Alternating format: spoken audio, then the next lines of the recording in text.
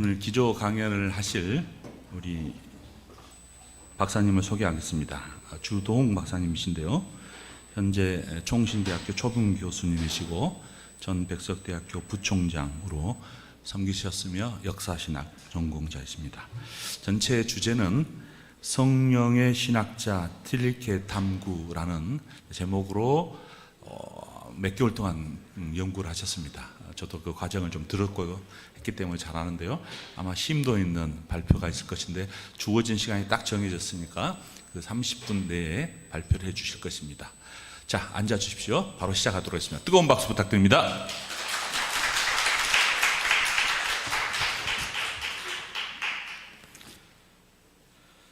예, 헬무트 틸리케 아마 아시는 분들은 아실 것입니다. 그런데 낯선 분입니다.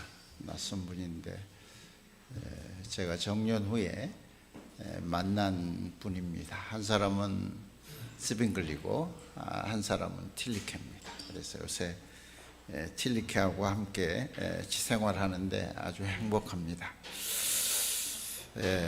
성령의 신학자 틸리케. 여러분이 가지고 있는 페이지 자료집에 14쪽에 있습니다. 30분 동안 진행하겠습니다. 우리 개혁주의 생명신학은 신학은 학문이 아니다, 그렇게 말합니다.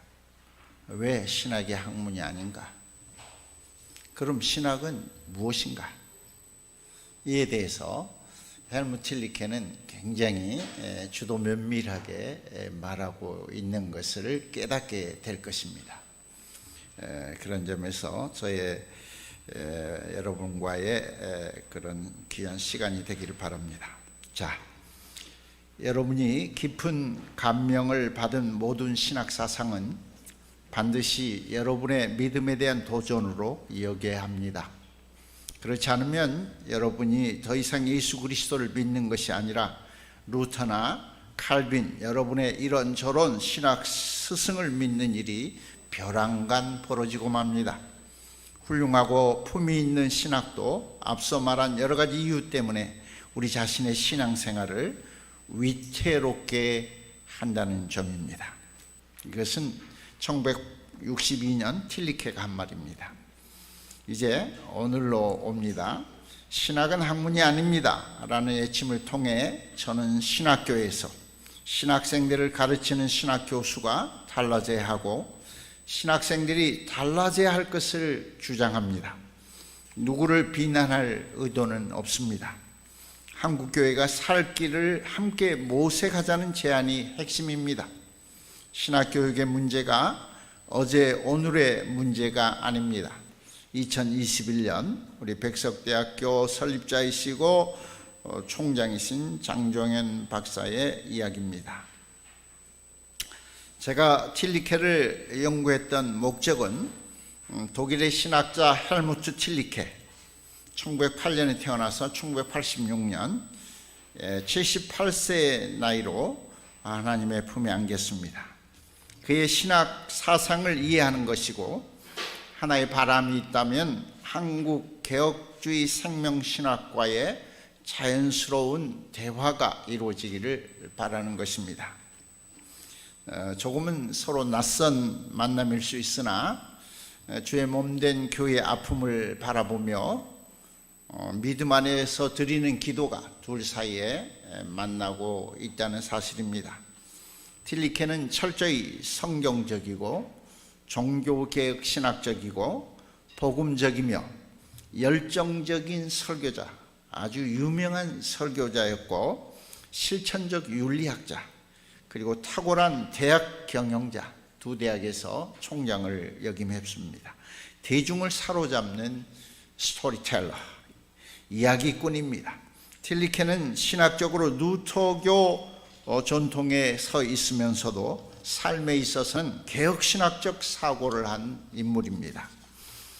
틸리케는 1960년대 자유주의 신학이 독일에서 주류를 이룰 때 한참 불투만의 비신화와 신학 등 사신신학이 주류를 이룰 때 독일 강단을 일깨우려 교수로서 친히 설교 강단에 뛰어들었던 교회 부흥의 주역으로 소문난 인물이었습니다. 틸리케에게 있어서 같은 시선을 향해 하는 신학과 강단 설교는 분리될 수 없으며, 변화된 삶은 성령이 역사하는 말씀을 들음에서 온다. 독일의 스펄전으로 그는 이름을 날렸습니다.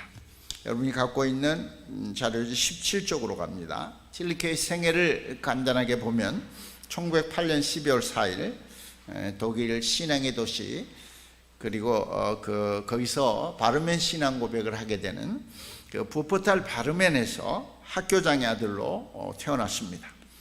그리고 함부르크에서 1986년 3월 5일 78세를 일기로 세상을 떠났습니다. 1928년 20살 되던 해 그는 독일의 여러 대학에서 신학과 철학을 공부했습니다. 그러나 이 21살 나이에 갑상선에 문제가 생겨서 그는 평생 약을 끊을 수 없는, 그리고 심할 때는 휠체어를 타야 하는 그런 고통스러운 삶을 살아야 했습니다. 그는 1932년에 윤리학과 미학의 관계를 연구하여 에얼랑겐 대학의 철학박사 학위를 받았고, 철학박사, 신학박사, 그리고 교수학위 논문을 써서 28살의 나이에 하이델베르크 대학교 교수로 취임합니다. 그런데 그가 25살이었을 때 그 약효가 검증되지 않는 독성이 강한 H9이라고 하는 그 신경 안정제를 과다 복용하여 사경을 헤매는 그런 어려움 속에 있게 됩니다. 그런데 십자가에 달린 예수께서 그를 병상에 찾아오셔서 자기의 몸에 손을 대시는데, 자기를 만지는 놀라운 손과 구원의 확신을 체험하며 기적적인 치유를 경험했고, 그 이후 그의 신학은 방향을 달리했다고 합니다.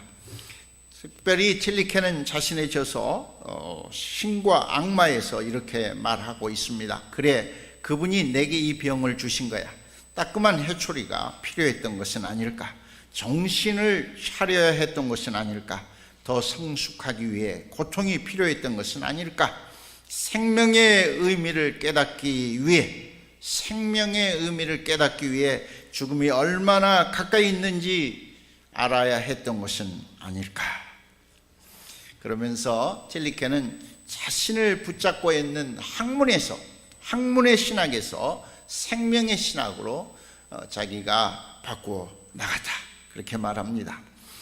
그가 살아갈 때 사실은 나치 정권이 한참 기승을 부릴 때였습니다. 그러나 틸리케는 윤리신학자, 교회신학자로서 나치 정권을 향한 비판을 주저하지 않았습니다.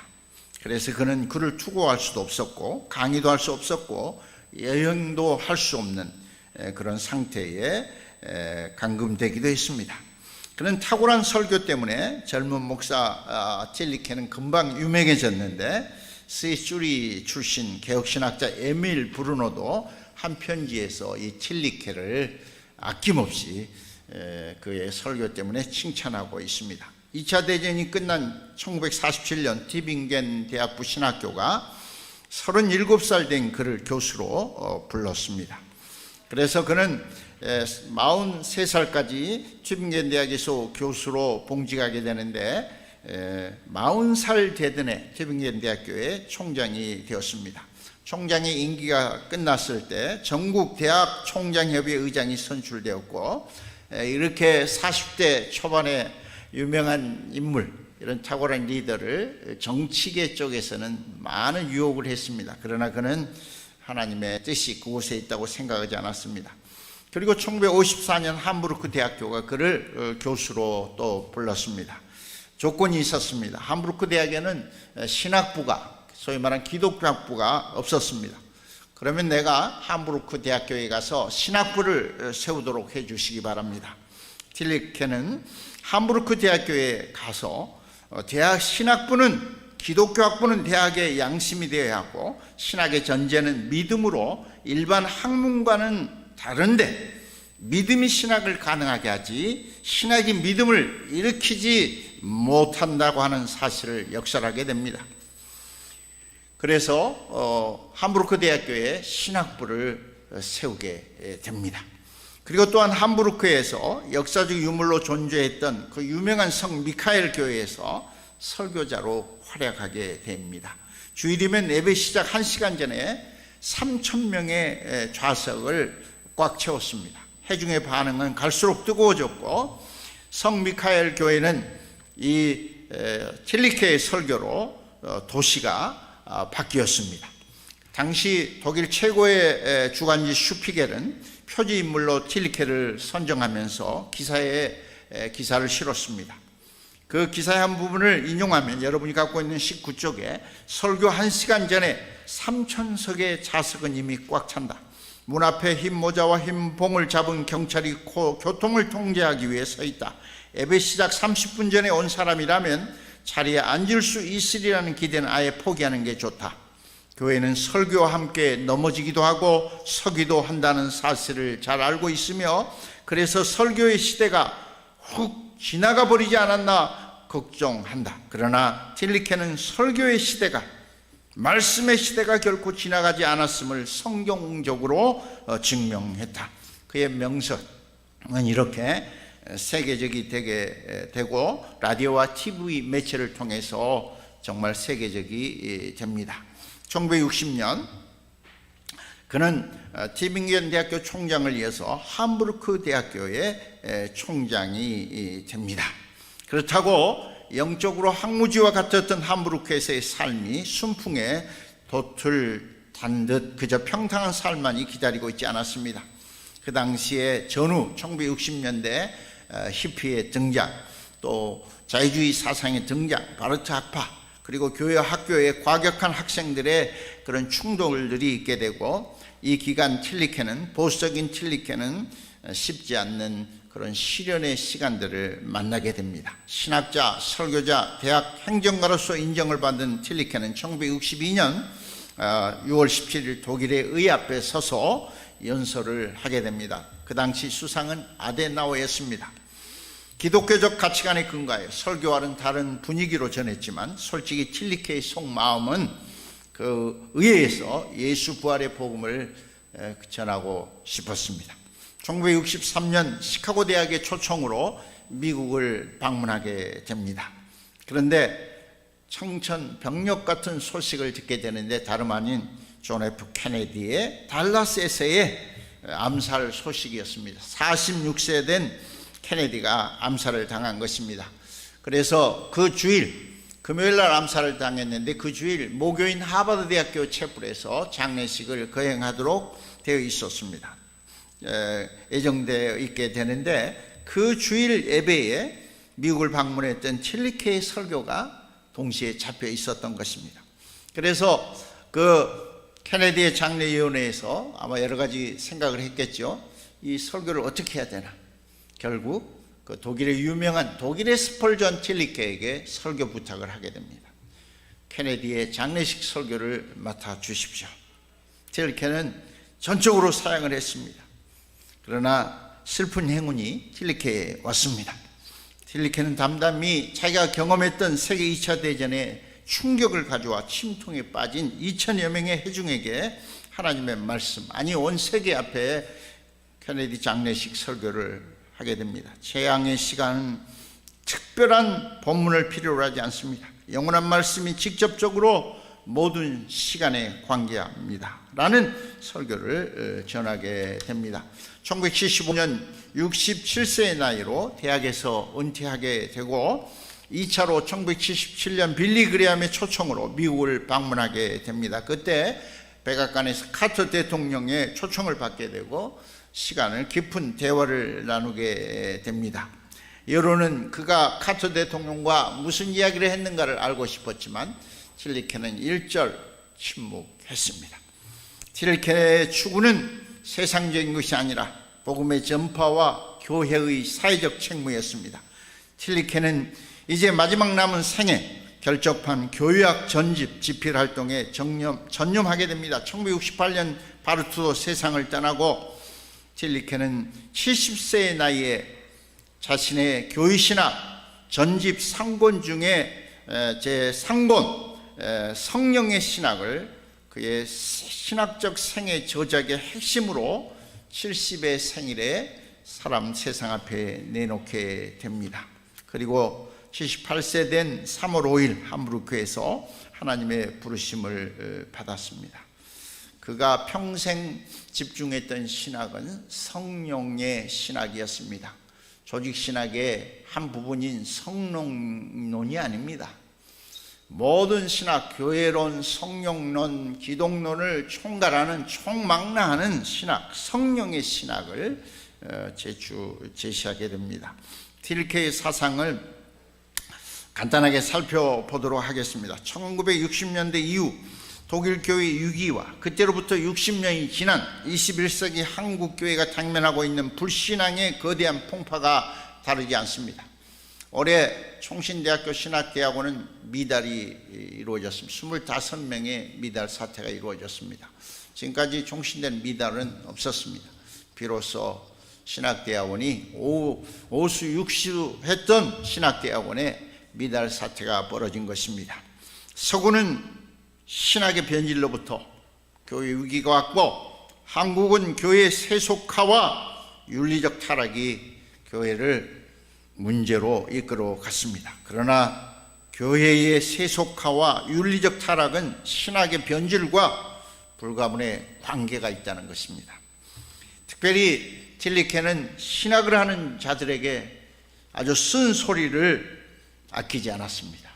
저도 우리 학교 재직 중에 쓴소리 많이 들었는데 틸리케도 쓴소리꾼이었습니다.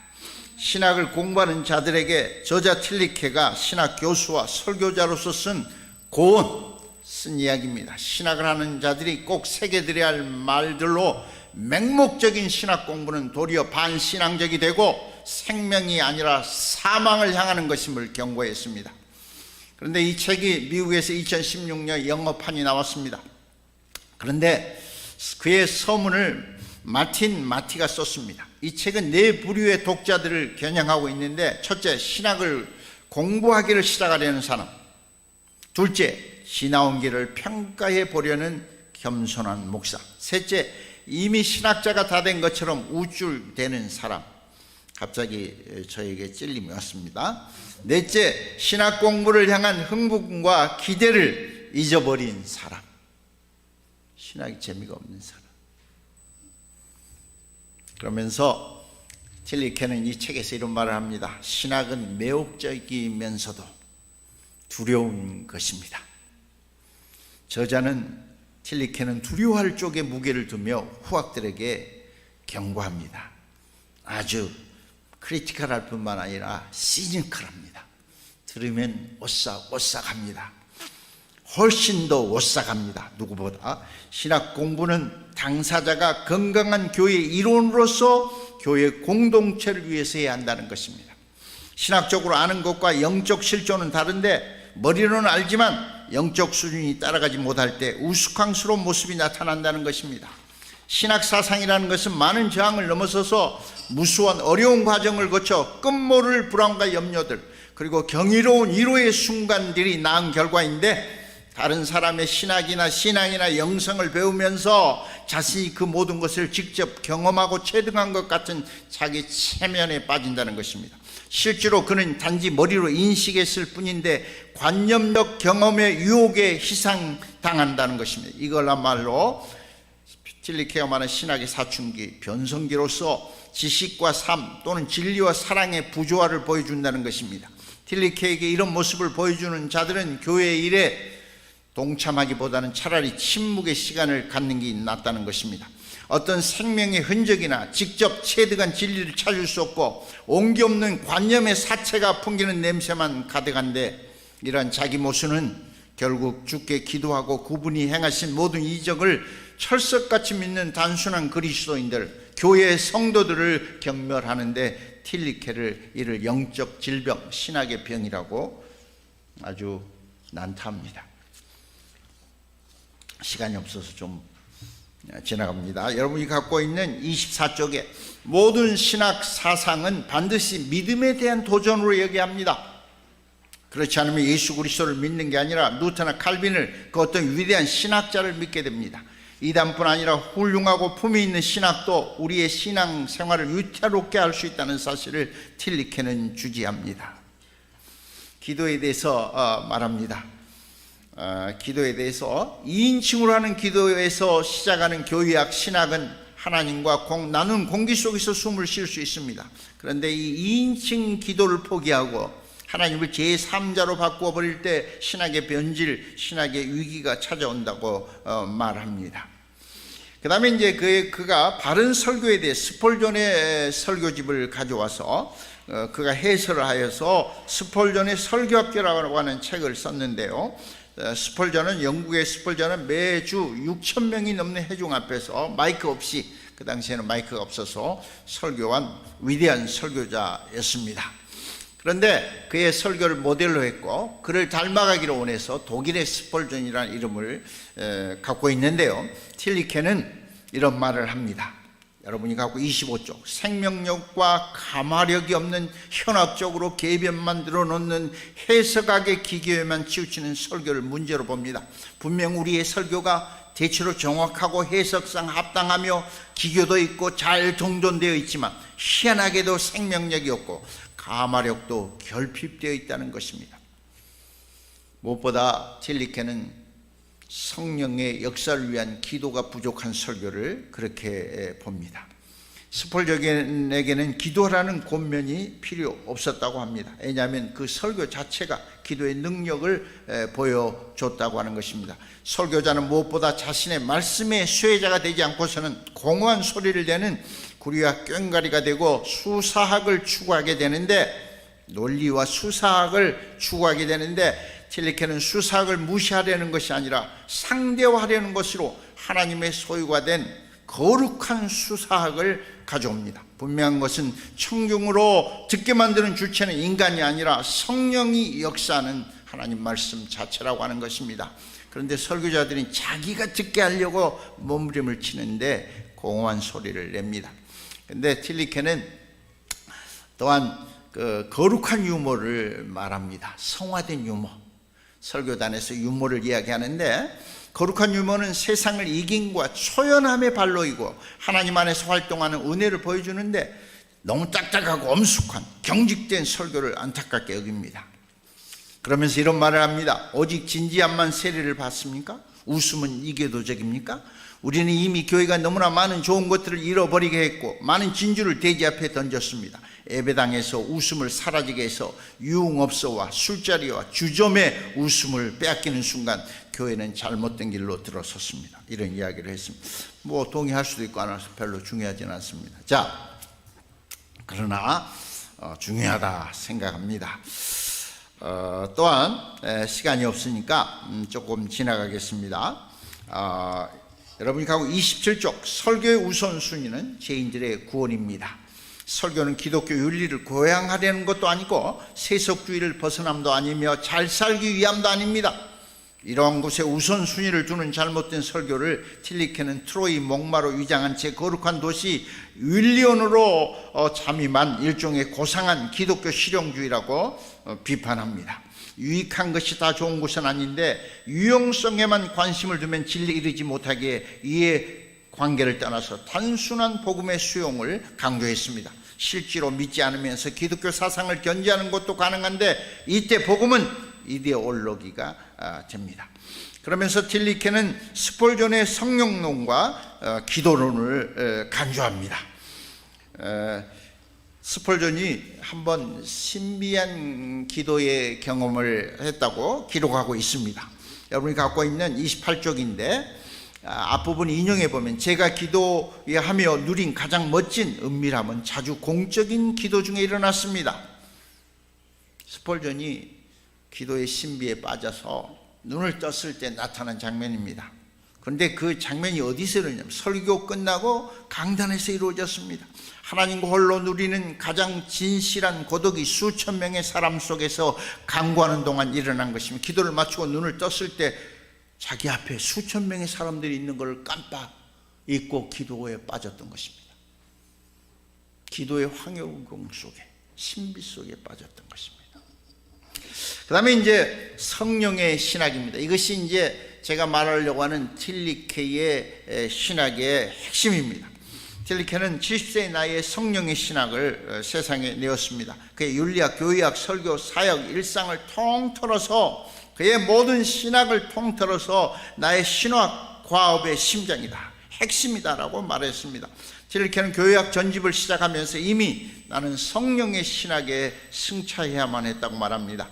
틸리케의 성령의 신학은 하나님의 말씀과 불가분의 관계에 있습니다. 성령이 타고 일하는 운행 수단은 말씀이라는 것입니다. 성령의 신학은 단지 성령 충만한 말씀과 함께 가능합니다. 죽은 단어들의 말씀의 나일이 아니라 일하시는 하나님으로서의 말씀입니다. 일하시는 하나님은 말씀의 현재와, 이 말은 무슨 말이냐면 2000년 전에 선포된 말씀이 오늘 이곳 한국중앙교회에서 하나님의 말씀으로 살아 역사하기 위해서는 말씀의 현재화가 이루어져야 하는데 거기에 성령의 역사가 결정적이라는 것입니다. 자기가 열심히 설교해서 은혜 받게 하려고 하면 공허한 소리가 나옵니다. 성령은 복음 선포의 중심으로 성경과 2000년이라는 간격에도, 심지어 3500년이라는 간격에도 오늘 여기서 현대인에게 살아있는 말씀이 되는 것은 우리와 함께, 우리 곁에 함께 하시는 하나님의 영, 성령의 역사입니다. 오늘 하나님 말씀이 살아 역사하는 것은, 현재화하는 것은, 시간을 초월한 동시성을 갖는 것은 인간적인 수단이 아닙니다. 인간적인 명상, 인간적인 논리, 수사학이 아니라, 그 어떤 훈련이 아니라 오직 성령의 증거 가운데 성령의 선물, 하나님의 은사가 이루어질 때입니다. 성령은 죽음에 살리는 부활의 영, 영혼은 생명의 영, 구원의 역사로 역사를 생각나게 하는 기억의 영, 미래 소망의 영, 이런 맥락에서 틸리케에게 성령론은 복음 선포의 핵이고 중심이고 신학의 열쇠로서 신학적 모든 발언의 근거이고 모든 신학을 하나로 묶습니다. 그 당시 틸리케 가장 문제로 보았던 것이 데카르트적 신학입니다. 이 데카르트적 신학은 뭐냐? 나는 의심한다, 고로 존재한다. 이 데카르트 신학은 의심의 근거에서 이루어지는 신학입니다. 그 다음에 이제 비데카르트적 신학이 있는데 이건 일반적으로 보수 신학입니다. 아까 우리 목사님도 그런 딱딱한 보수신학에 대한 이야기를 잠깐 하셨는데, 틸리케는 이 신학, 비데카르트의 신학은 과거에 붙잡힌 경향으로 진리의 현재화와 동시성이 약하다는 것입니다. 전통의 재생산에는 강점이 있습니다. 그런데 비데카르트 신학을 극복하는 것이 틸리케의 성령의 신학입니다. 보수 신학의 희석, 화석화, 경직성을 극복하기 위해서 항상 새로운 살아있는 생명의 신학이 이루어져야 한다는 것입니다. 신학의 출발지는 의심이 아니라 그리스도를 믿고 새로워진 새 창조물로 변화된 그 현장, 새 사람이 신학을 해야 된다는 것입니다. 성령의 신학은 데카르트적으로 의심하는 내가 죽어버리고 성령의 역사로 구원이 이루어진 새 창조, 새로운 정체성이 부여된 새 사람으로서의 나라는 것입니다. 성령 충만한 말씀 훨씬 더 살아 역사하며 창조적인데 옛것을 파헤쳐서 새로운 창조물로 만듭니다.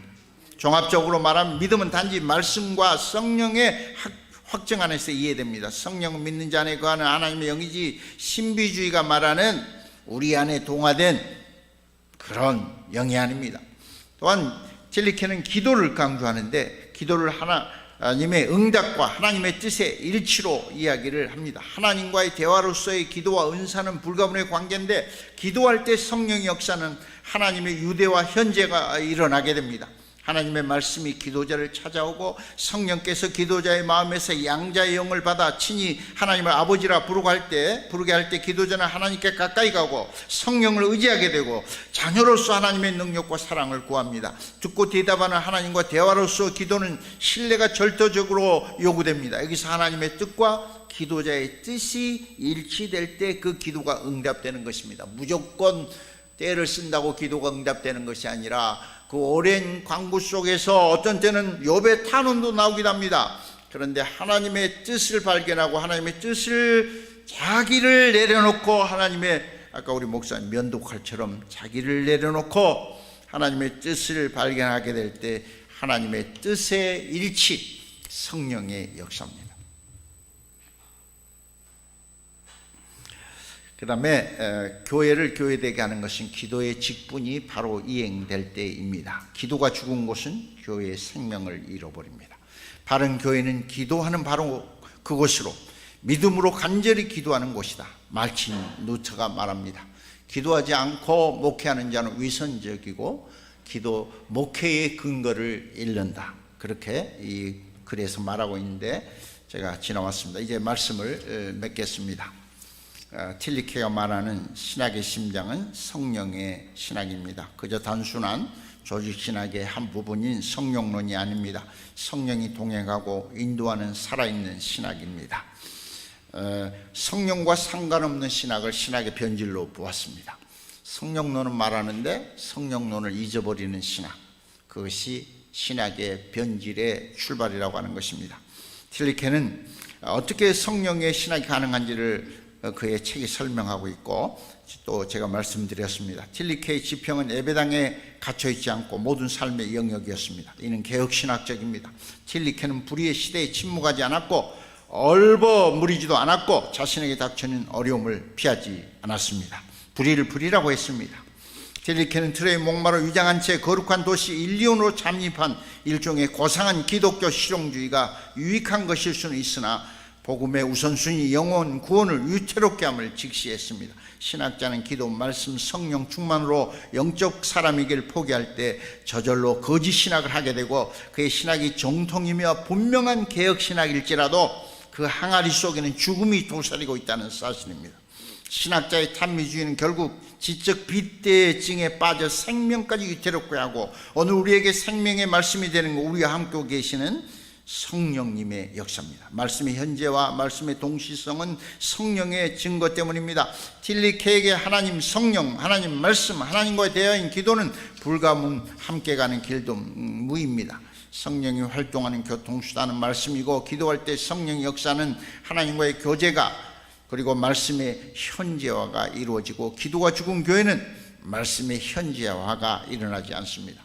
틸리케는 비현실적이지도 반윤리적이지도 비지성적이지도 않습니다. 불의의 정권 나치를 대적한 그의 치열한 바른 삶뿐만 아니라 방대한 그의 교회학 전집 상권 윤리신학 전 사고는 이를 잘 보여줍니다. 틸리케가 가고자 한 갈 길을 잃은 신학이 본래의 자리로 복귀하는 것입니다.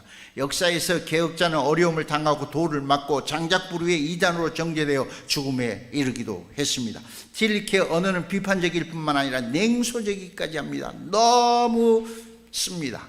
틸리케의 말을 들으며 가슴이 철렁 내려앉고 벌거숭이 되어 피할 곳을 찾아 헤매게 됩니다. 신학은 참으로 매혹적이지만 동시에 두려운 거룩한 신학의 반대편에 서 있는 사탄의 신학이 도사리고 있습니다.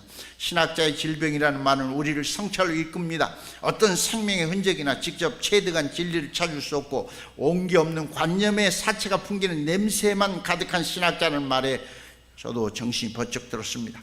그래서 사람들은 종종 시험에 듭니다. 감당할 수가 없습니다. 신학자인데 너무 아픈 말이 올 때 감당할 수가 없습니다. 굳이 함께 해야 할 계획이라면 내용은 단순 명료하게 방법은 부드럽고 온화하게 비둘기처럼 순수하고 뱀같이 지혜롭게 설득했으면 하는 생각입니다. 루터가 종교 얘기를 할 때 그의 내용은 확실했습니다. 그러나 그는 매우 날카로운 이야기를 했습니다. 교황을 이단으로 정죄를 했습니다. 이때 교황청은 에라스무스를 설득했습니다. 루터에게 종교개혁 그만하라고 좀 설득하지요. 에라스무스는 말했습니다. 루터의 진리는 분명합니다. 그러나 제가 조언을 한다면 루터에게 조금 더 부드럽게 겸손하게 말하라고 할 수 있을지언정 당신들이 틀렸습니다. 틸리케의 신학을 저는 생명의 신학이라고 부를 수 있겠습니다. 죽어가신 생명의 길은 죽음의 권세를 맞서야 하는 십자가의 길 비아 돌로로사입니다. 이 길에 설 때 거대한 흐름 가운데 있는 누구도 선투 박수로 호응하지 않습니다. 비난합니다. 야유합니다. 핍박하려 듭니다. 생명의 신학은 2000년 교회사에서 적시에 필요할 때 나타났습니다. 힘든 그 길을 걸어야 했습니다. 불현듯 나타나는 것 같지만 하나님의 시간에 나타났습니다. 아우구스티누스, 버나드, 후스, 루터, 스빙글리, 칼빈, 에드워즈, 에슬리가 걸었던 그 길에 생명의 신학이 있었습니다. 하나님의 씨가 카이로스에 하나님은 특정 인물을 불러냈습니다. 인간의 눈으로 볼 때 전혀 외의 인물입니다. 1502년 설립된 15년의 역사를 가진 미미한 작은 대학교 비텐베르크 그의 무명의 교수, 무명의 신학자, 무명의 수도사 루터는 중세 천년의 역사를 바꾸는 1517년 종교개혁의 뜻밖의 인물로 불편한 개혁자로 하나님께서 그를 불렀습니다. 엄청난 대학이 당시에도 있었습니다. 엄청난 큰 대학들이 있었습니다. 위대한 신학자들이 있었습니다. 그러나 하나님은 그들을 부르지 않으시고 루터를, 지금도 조그만 대학 비텐베르크 신학부도 없습니다. 비텐베르크 대학 할레 대학의 분교입니다.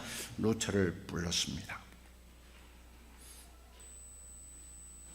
중요한 것은 교회사를 통해 생명의 신학은 역사적 맥락 가운데 기꺼이 이해가 가능하다는 사실입니다. 해 아래 새 것이 없습니다. 이는 역사의 동행과 위로입니다. 동시에 하나님의 동행이며 위로를 할 것입니다. 궁극적으로 죽음을 이기는 것은 예수의 생명뿐입니다. 오늘 우리에게 그 생명이 꿈틀거리는 것은 하나님의 성령의 역사입니다. 감사한 것은 21세기 개혁주의 생명신학과 20세기 60년 전 틸리케의 생명의 신학이 시공을 초월하여 한국중앙교회에서 같은 성령 안에서 여러 가지 면에서 만나고 있다는 것입니다. 진리를 알지니 진리가 너희를 자유롭게 하리라. 아멘. 감사합니다.